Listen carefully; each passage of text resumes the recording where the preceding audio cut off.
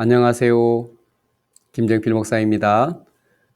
왜 이런 성격으로 살까?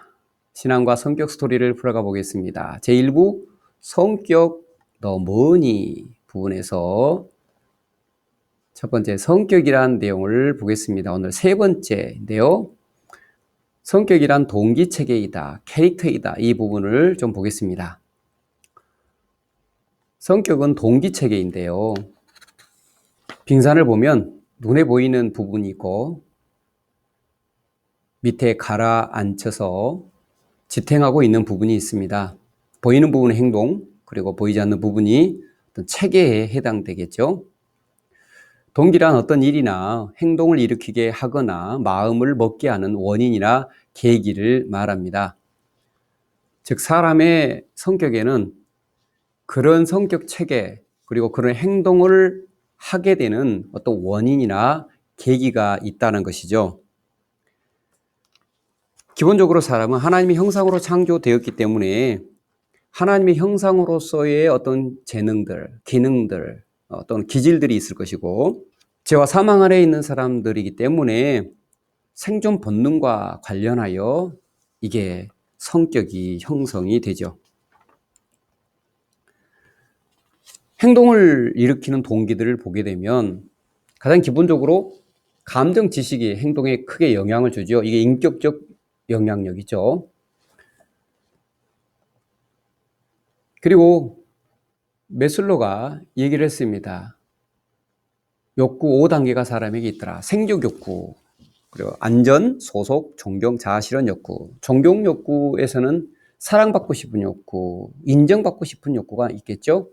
그래서 여기에서 나오는 것들이 칭찬이겠죠. 자아실현은 성공, 이런 거 관련된 것이고요. 이런 것들이 전부 생존에 관련된 것들입니다. 우리 사람은 죽음 때문에 이런 생존에 대한 욕구들을 갖게 되어 있고 다양한 행동을 하게 되어 있습니다. 뿐만 아니라 자기 성격과 행동은 자기의 어떤 역할, 직분 또는 후천적 경험을 통하여 상처, 기대, 죽음에 대한 두려움, 본능적인 열망 이런 것들도 영향을 주겠죠. 뿐만 아니라 신앙인들은 자기의 신앙 수준, 하나님께 받은 사명, 비전, 성령의 역사, 체험 이런 것들이 또 성격에 영향력을 주고 또 영향을 계속 받고 있습니다. 이런 것들이 성격 체계를 형성하는 데 영향을 주고 있어요. 성경에 보면 한번 죽는 것은 사람에게 정하신 것이요 그 후에 심판이 있다라고 되어 있고 또 히브리서 보면 죽기를 무서워할 때 사단이 그 두려움을 통하여 사람의 삶을 지배하는 영적 영향력을 주고 있다는 것을 알 수가 있습니다. 이게 옛사람의 특징인데 우리 성도들은 그리스도 예수 안에서 죄와 사망에서 구원받았고 영생을 얻었으며 신분과 소속이 달라졌고 살아가는 이유가 달라졌죠. 따라서 옛사람의 운영체계로 살아서는 맞지 않게 되겠죠. 운영체계가 달라버리면 이게 혼돈만 오는 거예요. 그래서 우리가 육체를 가지고 이 세상에 살기 때문에 옛사람의 습관도 남아있고 또 영향력도 계속 받아요. 심지어 사단의 영향력도 받잖아요. 그렇기 때문에 우리가 깨어서 내 자신이 어떤 체계를 가지고 살고 있는지 내 안에 이런 욕망들이 올라올 때에 육체 소욕, 세상의 욕망인지 하나님이 주시는 것인지 관찰하고 알아야 되겠죠. 알아야 멈출 수 있고 알아야 바꿀 수 있어요. 그래야 하나님의 새 백성답게 살 수 있는 거예요. 이걸 아무런 의식 없이 살게 되면 습관을 따라 살고 옛사람의 모습 그대로 살 가능성이 매우 높아요. 사람이 인정받고 칭찬받고 싶은 욕구가 얼마나 강하고 본능적인지 칭찬 좋아하지 않는 사람 아무도 없고요. 조금이나마 자랑할 만한 것이 있으면 자랑하고 싶은 마음이 막 올라와요. 근데 주님 뭐라고 그러셨어요? 여러분, 사람 앞에 나팔을 불지 말라 그랬죠? 사람 앞에 나팔을 불면 자기 상을 이미 받았다고 말씀해요. 우리가 옛사람의 습관으로 인정과 칭찬을 기대하고 살면 그 욕구가 좌절되면 좌절됨으로 인해서도 기분 나쁘고, 그 욕구대로 인정받고 칭찬을 받았다 할지라도 우리 하나님 앞에 보면 합당하지 않는 모습이란 사실을 우리가 알 수 있어요. 그래서 영적으로 깨어있다는 것은 내 마음의 욕구를 살피는 것도 포함되고 대단히 중요하죠. 이 마음의 동기, 내가 살아가는 동기, 운영 체계를 잘 이해할 필요가 있습니다. 어느 날 한 성도가 설교 후에 제 앞에 와서 이렇게 말을 하더라고요. 목사님, 왜 그렇게 반복하고 외치는지를 알겠어요. 십자가를 통한 자유를 알겠어요. 라고 고백을 하더라고요. 그리고 성도들의 삶에 자유로운 행동이 많아지고 있으며 사람의 시선을 따라서 봉사하고 섬기는 모습이 현저히 줄어들고 있음을 봅니다.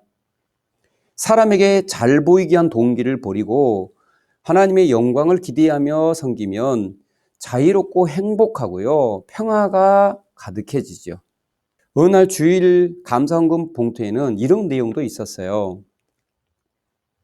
지금까지 내 삶은 내가 잘나서, 내가 잘해서 된 줄 알았습니다. 남에게 인정받기 위해 마음에도 없는 말을 했습니다. 앞으로는 주님께 진정으로 의지하며 남의 유익을 위해서 살겠습니다. 주님, 자유를 주심에 감사합니다. 내가 주님께 고백했던 것과 똑같았어요. 제가 얼마나 감동이 되든지, 그래서 이 감사헌금 봉투 내용을 제가 기록에 남겨뒀어요. 저도 제가 성격을 알기 전에 남에게 인정받기 위해서, 칭찬받기 위해서 마음에도 없는 말과 행동을 하고 있었는데 그때는 몰랐어요. 그래서 성격을 알고 보니까 그 행동의 동기, 내가 왜 그렇게 하는지를 알겠더라고요. 그것이 옛사람의 마음에 있는 동기책이었던 거죠. 이제는 그런 것들을 알아차리고 그런 부분들을 주님 앞에 내려놓으려고 부단히 애를 쓰고 있습니다. 사람의 성격과 행동에는 여러 가지 동기가 있다는 것을 잘 아시겠죠? 자, 그러면 6번째로 성격은 나 자신이 아니라 캐릭터이다 하는 것입니다. 이 명제는 너무나 간단하고 너무나 쉽게 이해가 됩니다. 제가 성격을 공부하면서 제 귀에 쏙 들어온 말이 바로 나 자신이 아니라 캐릭터라는 깨달음이었어요. 일단 이 명제가 이해하기 쉽고 너무 받아들이기 쉬웠어요. 내 성격을 고치고 싶어서 많이 고민했는데 이거 캐릭터라면 역할을 바꾸면 되는 거 아닌가? 나 자신이 아니라면 쉽게 고칠 수 있는 거 아닌가? 이런 생각이 들었어요. 여러분, 나 자신과 존재의 자신과 나의 옷, 캐릭터를 여러분 나누어서 분리해서 이해한다는 것은 대단히 중요합니다. 연극이나 드라마를 보면 연기자들은 자신이 맡은 캐릭터가 있고 그 캐릭터에 맞게 연기를 하죠. 연기가 끝나면 또 다른 캐릭터의 모습으로 살아갑니다. 사람의 성격은 자신이 살아가는 캐릭터, 역할인 거예요. 자기 존재와 다르다는 것을 우리가 알 수 있죠. 사람의 성격은 타인에게 보여준 캐릭터며 자기 생존을 위하여서 자기 역할을 해가는 거예요. 그렇기 때문에 자기 존재가 바뀌고 자기 상황이 바뀌면 이 캐릭터들은 얼마든지 바꿀 수가 있는 거죠. 심리학, 철학, 종교에서는 이 자기 존재에 대한 것도 좀 분명하게 하죠.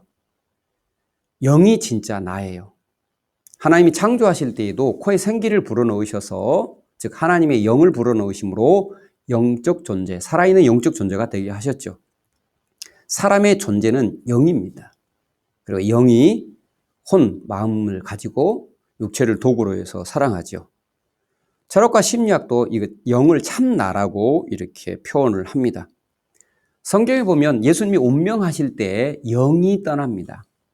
그리고 예수님의 사역과 사도들의 삶 가운데 죽은 자를 살리는 내용 보면 영이 돌아옵니다. 영혼이 아니라 영이 돌아와요. 영이 진짜 사람의 존재라는 것을 알 수 있어요. 그래서 내가 하나님의 자녀로서 이제는 영적인 새로운 피조물로서 내가 살아가는데 옛사람의 이런 캐릭터를 가지고 살면은 맞지 않겠지요.